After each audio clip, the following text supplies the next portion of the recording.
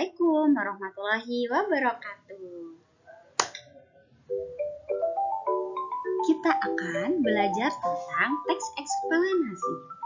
Nah, materi yang kita pelajari hari ini yaitu mengidentifikasi teks eksplanasi. Lanjut. Nah, sebelumnya pastinya kalian sudah membaca tentang fenomena alam seperti gempa bumi, gerhana matahari, fenomena sosial seperti tentang globalisasi, dampak sosial, lalu fenomena budaya seperti wayang, misal batik. Nah, jika iya, itulah yang disebut dengan teks eksplanasi. Pengertiannya bagaimana? Yaitu teks yang menjelaskan atau menerangkan proses dari sebuah peristiwa alam atau peristiwa sosial.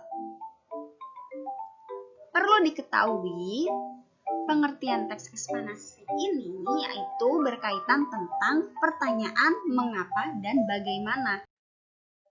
Di sini ada sebuah gambar tentang proses terjadinya banjir. Coba kalian amati.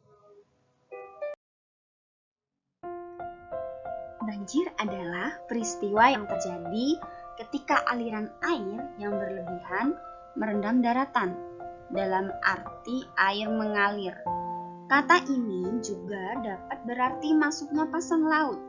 Banjir diakibatkan oleh volume air di suatu badan air seperti sungai atau danau yang meluap atau melimpah dari bendungan sehingga air keluar dari sungai itu.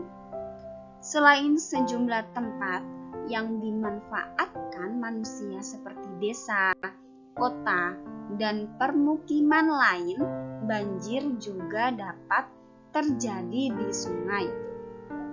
Ketika alirannya melebihi kapasitas saluran air, terutama di kelokan sungai, banjir sering mengakibatkan kerusakan rumah dan pertokoan yang dibangun di dataran banjir sungai alami. Meski kerusakan akibat banjir dapat dihindari dengan pindah menjauh dari sungai dan badan air yang lain, orang-orang menetap dan bekerja dekat air untuk mencari nafkah dan memanfaatkan biaya rumah, serta perjalanan dan perdagangan yang lancar dekat perairan. Di berbagai negara di seluruh dunia, sungai yang rawan banjir dikendalikan dengan hati-hati. Pertahanan seperti bendungan, waduk, dan wer digunakan untuk mencegah sungai meluap. Peralatan darurat seperti karung pasir atau tabung apung portable digunakan. Banjir pantai telah dikendalikan di Eropa dan Amerika melalui pertahanan pantai seperti tembok laut, pengembalian pantai, dan pulau penghalang. Nah, itu adalah teks eksplanasi. Itu contohnya. Nah, bagaimana sekarang ciri-ciri teks eksplanasi? Yang pertama yaitu memuat informasi yang bersifat fakta.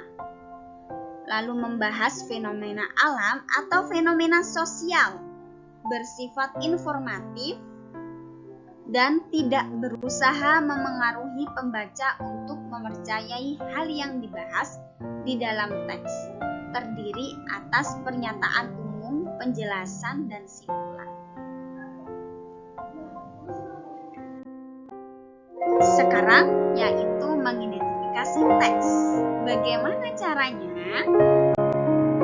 Cara mengidentifikasi teks eksplanasi yang pertama yaitu strukturnya terdiri dari pernyataan umum, urutan sebab akibat, dan interpretasi.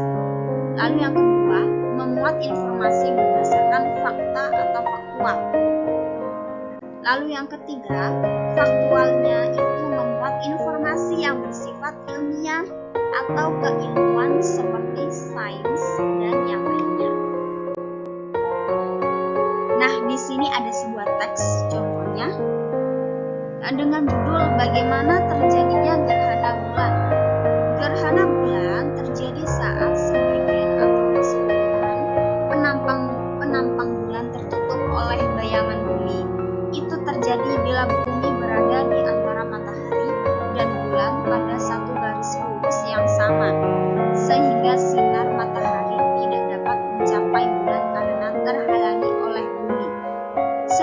Jawabannya, pada peristiwa gerhana bulan, seringkali bulan masih dapat terlihat. Ini dikarenakan masih adanya sinar matahari yang dibelokkan ke arah bulan oleh atmosfer bumi. Dan kebanyakan sinar yang dibelokkan ini memiliki spektrum cahaya merah. Itulah sebabnya pada saat gerhana bulan, bulan akan tampak berwarna gelap, bisa berwarna merah, tembaga, jingga, atau coklat. Ketika bayangan bumi menutupi sebagai atau seluruh penampang bulan, maka pada saat itulah akan terjadi gerhana bulan, terutama ketika bumi menempati posisi di antara matahari dan bulan dan berada pada satu garis lurus yang sama, yang kemudian membuat sinar matahari tidak dapat mencapai bulan karena dihalangi oleh posisi bumi saat itu. Pertanyaan yang kedua yaitu mengapa? Mengapa ini bertanya tentang alasan terjadinya gerhana matahari? Jawabannya, pada peristiwa gerhana bulan seringkali bulan masih dapat terlihat. Ini dikarenakan, alasannya ini dikarenakan masih adanya sinar matahari yang dibelokkan ke arah bulan oleh atmosfer bumi.